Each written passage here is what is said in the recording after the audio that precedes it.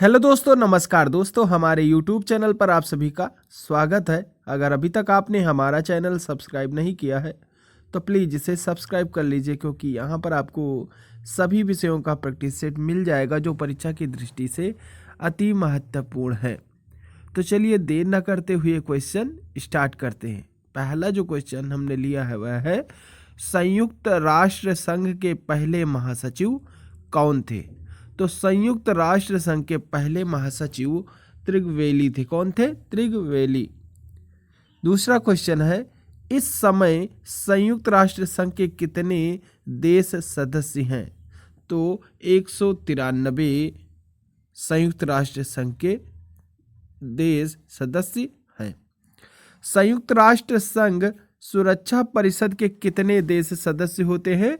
तो इसके जो है 15 देश सदस्य होते हैं। ठीक है, नेक्स्ट क्वेश्चन की बात करें तो नेक्स्ट क्वेश्चन है, संयुक्त राष्ट्र संघ सुरक्षा परिषद के कितने देश अस्थायी सदस्य हैं? तो 5 देश अस्थायी सदस्य। कितने? 5 देश। अंतर्राष्ट्रीय न्यायालय कहाँ स्थित है? तो अंतर्राष्ट्रीय न्यायालय जो है वह द हेग में स्थित है, जो कि हॉलैंड में पड़ता है। कहाँ पर पड़ता है? हॉलैंड में पड़ता है। ठीक है, अब आइए देखते हैं अगला क्वेश्चन। संयुक्त राष्ट्र संघ के जो है वर्तमान महासचिव कौन है? तो एंटोनियो गुटेरेस है। ठीक है, संयुक्त राष्ट्र महासभा में हिंदी में भाषण देने वाले भारतीय कौन थे? तो अटल बिहारी वाजपेयी जी थे, जिन्होंने संयुक्त राष्ट्र महासभा में हिंदी में भाषण दिया था। ठीक है, संयुक्त राष्ट्र संघ सुरक्षा परिषद के अस्थायी सदस्य कितने वर्ष के लिए चुने जाते हैं?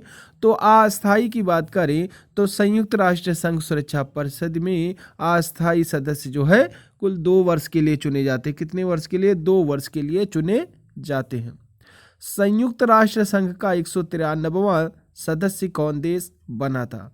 तो संयुक्त राष्ट्र संघ का 193वां सदस्य जो है वह दक्षिण सूडान बना था। कौन सा देश बना था? दक्षिण सूडान बना था। किस विटामिन की कमी से खून का रुकाव बंद नहीं होता है? तो विटामिन के की कमी से खून का रुकाव जो है बंद नहीं होता है। ठीक, नेक्स्ट क्वेश्चन है 11 नंबर का क्वेश्चन है, हिंदी दिवस कब मनाया जाता है? तो हिंदी दिवस जो है वह 14 सितंबर के दिन मनाया जाता है। कब मनाया जाता है? 14 सितंबर के दिन हिंदी दिवस मनाया जाता है। संविधान के किस अनुच्छेद द्वारा हिंदी को राष्ट्रभाषा घोषित किया गया? तो संविधान के अनुच्छेद 343 द्वारा हिंदी को राष्ट्रभाषा घोषित किया गया। किस अनुच्छेद द्वारा? अनुच्छेद जो है 343 के द्वारा। ओलंपिक खेलों की एकल स्पर्धा में स्वर्ण पदक जीतने वाले एकमात्र भारतीय कौन है? तो स्वर्ण पदक जीतने वाले एकमात्र भारतीय जो है वह अभिनव बिंद्रा है। कौन है? अभिनव बिंद्रा है। ओलंपिक खेलों का आयोजन कितने वर्षों बाद होता है? तो ओलंपिक खेलों का आयोजन जो है वह 4 वर्षों के बाद में होता है। कितने वर्षों के बाद में? 4 वर्षों के बाद में होता है। सन 2016 में ओलंपिक कहाँ खेले गए थे? तो यह जो है रियो डी जेनेरियो में खेले गए थे। अंतर्राष्ट्रीय मानवाधिकार दिवस कब मनाया जाता है?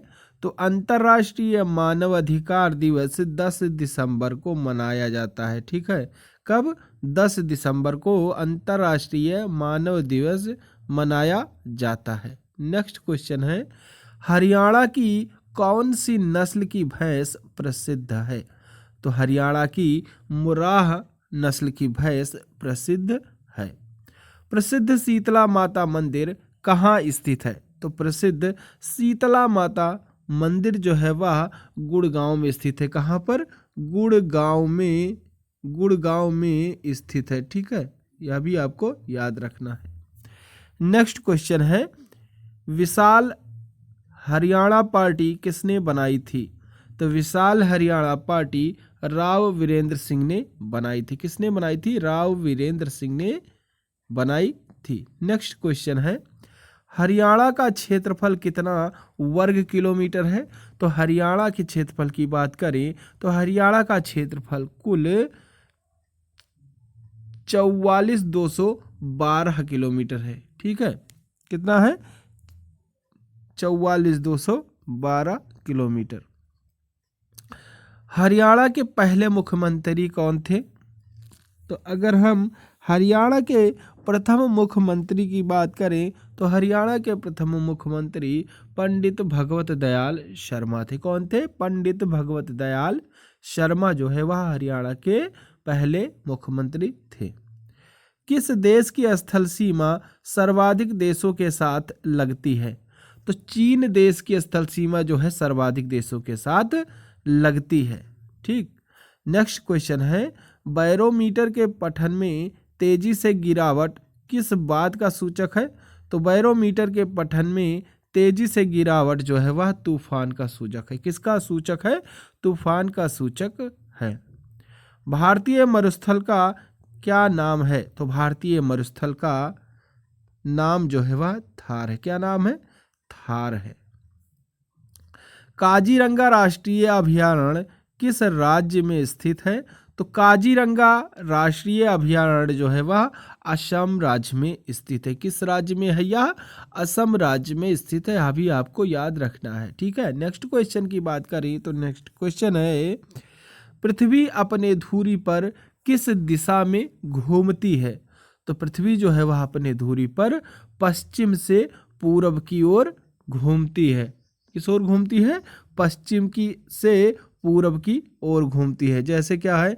इधर उत्तर, दक्षिण, पूर्व और पश्चिम। ठीक, तो कैसे घूमती है? पश्चिम से पूर्व की ओर, यानी इस साइड से पश्चिम से पूर्व की ओर ऐसे घूमती है। ठीक है,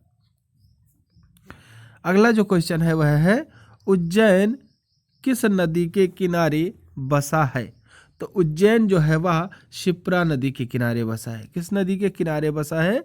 शिप्रा नदी के किनारे उज्जैन बसा हुआ है। निम्न में से कौन सी धातु बिजली की सबसे अधिक सुचालक है? तो चांदी धातु जो है वह बिजली की सबसे अधिक सुचालक है।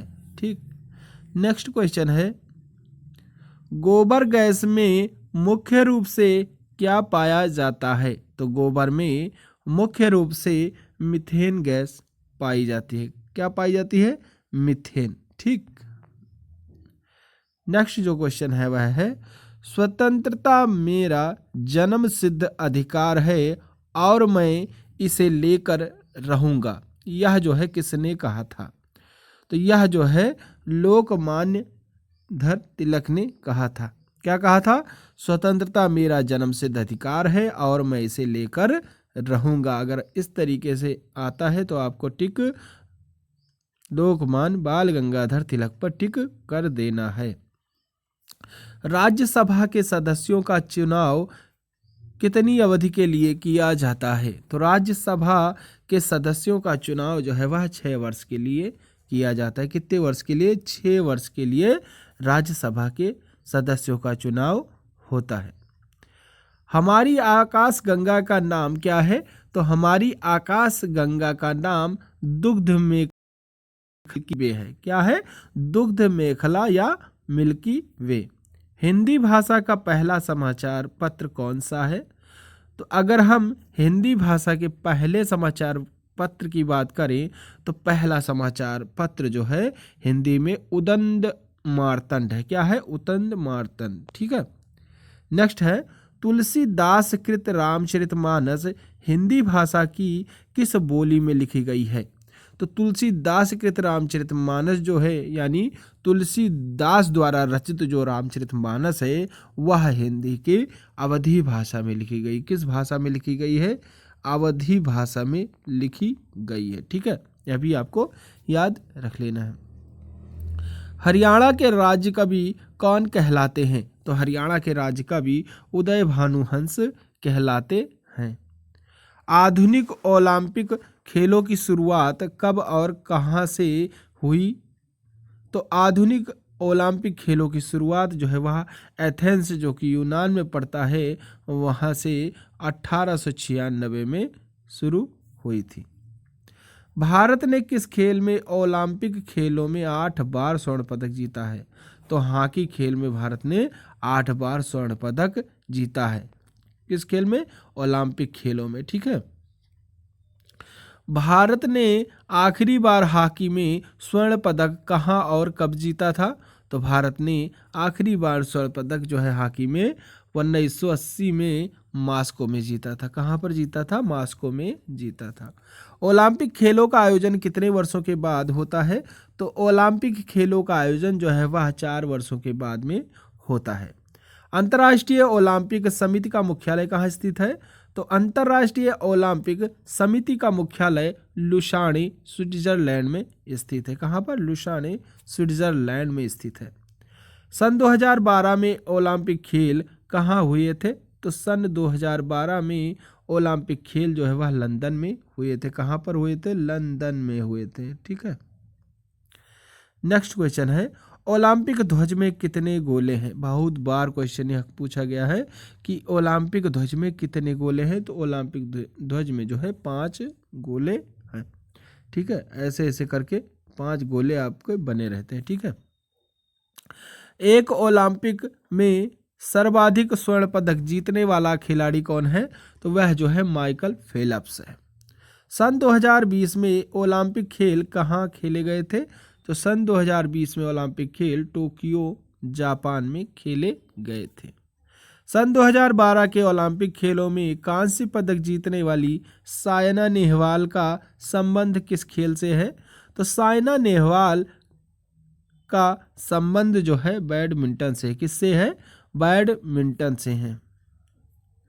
भारत ने ओलंपिक खेलों में पहली बार किस वर्ष भाग लिया था?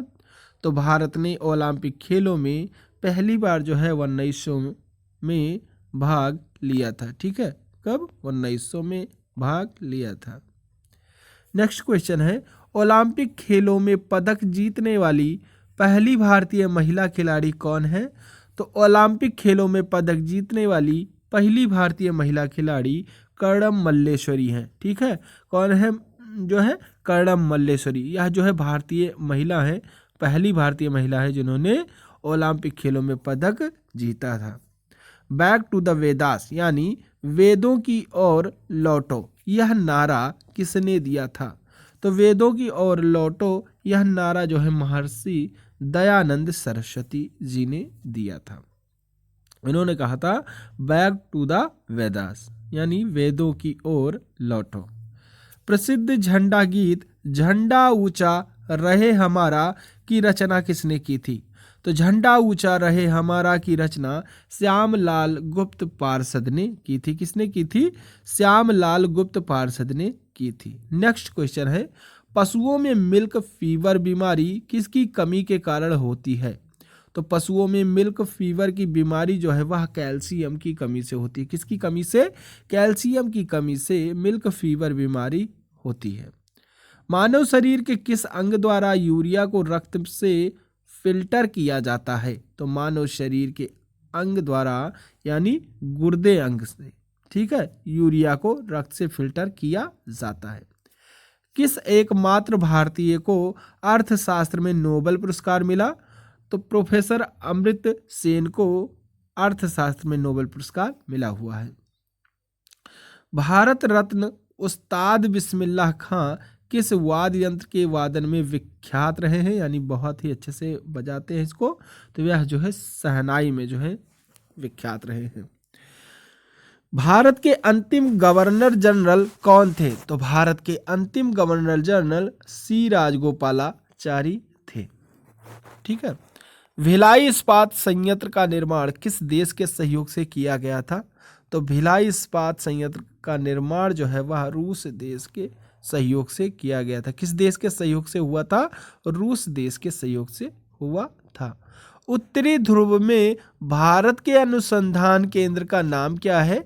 तो उत्तरी ध्रुव में भारत के अनुसंधान केंद्र का नाम हिमाद्री है। क्या है? हिमाद्री। विश्व में माउंट एवरेस्ट पर चढ़ने वाली प्रथम महिला कौन थी? तो विश्व में माउंट एवरेस्ट पर चढ़ने वाली प्रथम महिला जो है वह जापान की जुनको तबाई हैं। पीलिया किस अंग का रोग है? तो पीलिया जो है वह यकृत या लीवर का अंग है। ठीक है, तो इससे क्या होता है, जो पीलिया होता है यह यकृत और लीवर के रोग होते हैं। ठीक है, यह जो है यकृत या लीवर को डिफेक्ट करते हैं, ऐसे आपको याद रखना है। नेक्स्ट जो क्वेश्चन है वह है, द्रव्य सभी दिशाओं में समान दाब पारित करते हैं, यह कथन किस नियम से संबंधित है? तो यह कथन जो है पास्कल के नियम से संबंधित है। क्लोरोफिल का खनिज घटक क्या है? तो यह लास्ट क्वेश्चन है, तो इसका उत्तर जो है कि क्लोरोफिल का खनिज घटक क्या है? तो ये इसका उत्तर जो है मैग्नीशियम हो जाएगा। खनिज घटक मैग्नीशियम है। तो आज के लिए बस इतना ही। अगला प्रैक्टिस सेट देखने के लिए आप हमारे चैनल को सब्सक्राइब कर लें, जिससे कि हमारे वीडियो डालते ही आपको नोटिफिकेशन मिल सके। तो चलिए, थैंक यू। जय हिंद, जय भारत।